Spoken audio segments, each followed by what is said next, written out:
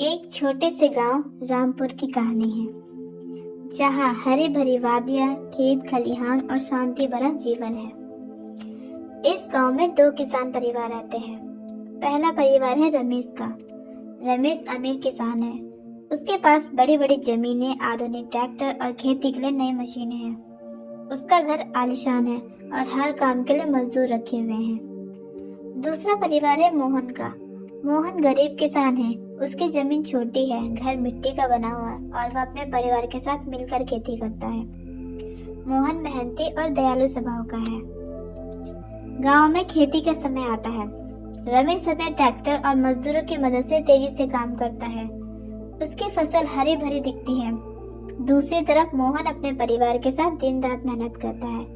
उसकी फसल धीरे धीरे उगती है, लेकिन उसमें प्यार और मेहनत झलकती है। एक दिन गांव में भारी बारिश होती है। बारिश इतनी तेज होती है कि कई खेतों में पानी भर जाता है। रमेश की आधुनिक मशीनें कीचड़ में फंस जाती है। उसके खेतों में पानी जमा हो जाता है। मोहन भी परेशान होता है, लेकिन वह पुराने अनुभव और हाथ के औजारों से अपनी फसल को बचाने की कोशिश करता है। बारिश के कारण रमेश का नुकसान हो जाता है। उसकी मशीनें खराब हो जाती है और मजदूर उसका साथ छोड़ देते हैं। रमेश अब समझ नहीं पा रहा है कि क्या करे। मोहन को रमेश की हालत देखकर दुख होता है।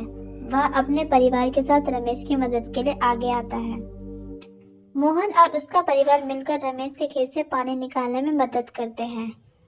मोहन रमेश को सिखाता है कि कभी कभी आधुनिक चीजों के बजाय पुराने तरीकों और मेहनत ही कारगर होते हैं।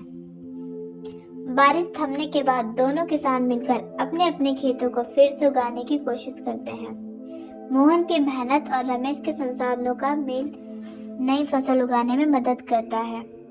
गांव के अन्य किसान भी उनसे प्रेरित होकर एक दूसरे की मदद करने लगते हैं। गांव में अच्छी फसल उगने के बाद एक बड़ा उत्सव मनाया जाता है।